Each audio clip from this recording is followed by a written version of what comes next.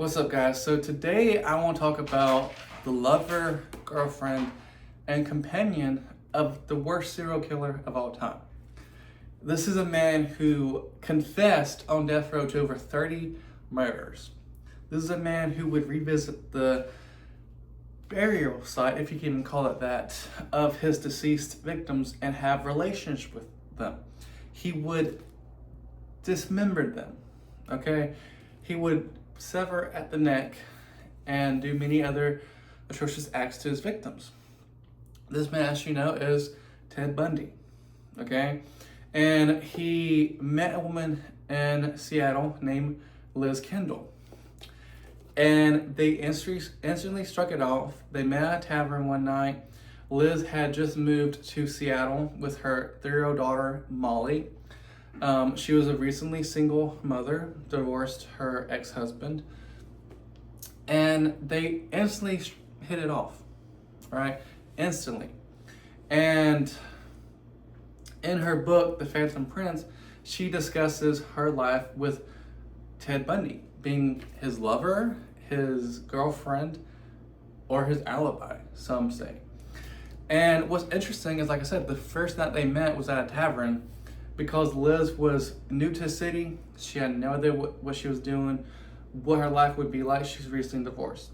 So she meets Ted and she approaches him. She's flirts with him, he flirts with her, and they have this great time together, right? And they start dancing, and then they finish the dance, she goes back to the table, he doesn't come back to talk to her. So eventually she goes back to him in the corner where he's sitting by himself, and she says, "You look lower than a snake under a wagon wheel." Or you look lower than a snake in a wagon trail. And he's like, "Is that how you folks talk?" And, they start joking, start flirting. And she brings him home that night because she was too drunk to drive. And he doesn't make out with her. He doesn't try to get fresh. They just lay down in bed and they fall asleep. The next morning he wakes up and he's already feeding her. He's cooking them breakfast, and she's a little stirred at first. She's like, "Where's my daughter? Oh my God, where's Ted?" Right? And he instantly puts her at ease. And this is how their relationship would continue for the years to follow. Now, they started dating in '69. This was also when supposedly the murders began. But Ted would later say that they actually started a lot sooner. Right? The police were just grossly inadequate for the woman they had to handle, using a polite way to talk about the police, right? Grossly incompetent. But they had this amazing chemistry, right? They made love all the time. They just laughed for hours. They talked all night into the morning. They cuddled. He was a father figure to Molly, her daughter, right? He basically became the husband, the boyfriend, the man she never had, right? They never got married though. And that was one of the things that grew contention between them, is Ted, it was believed by Liz herself and some other people that maybe Liz was an alibi.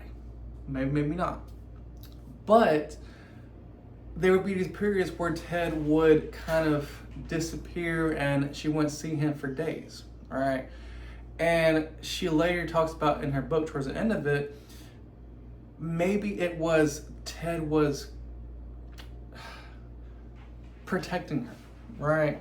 Because there would be these moments where Ted would go into his fit of needing to murder, right? He had this disease where he had to murder, he had to hurt someone.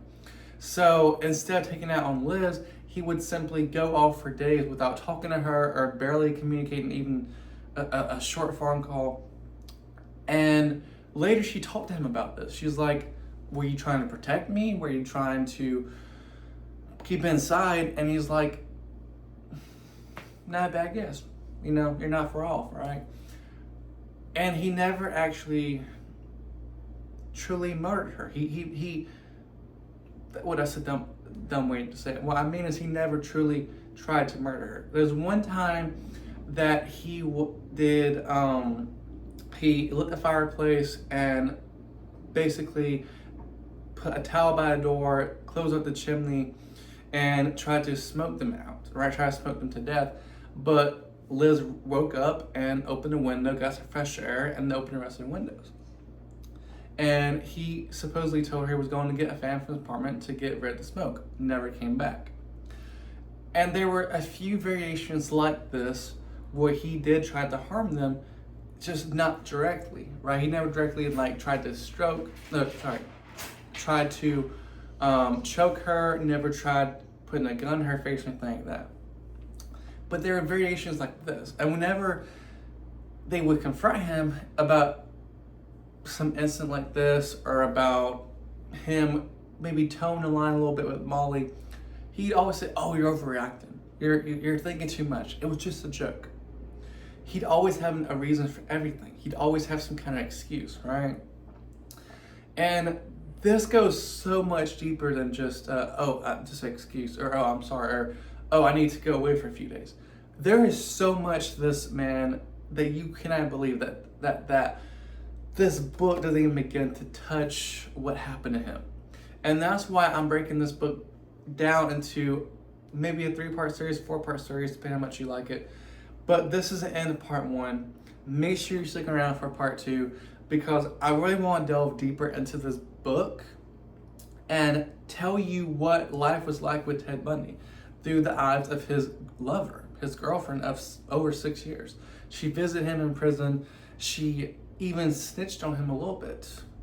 And I want to talk about more about that, the relationship and the strain that it caused on that.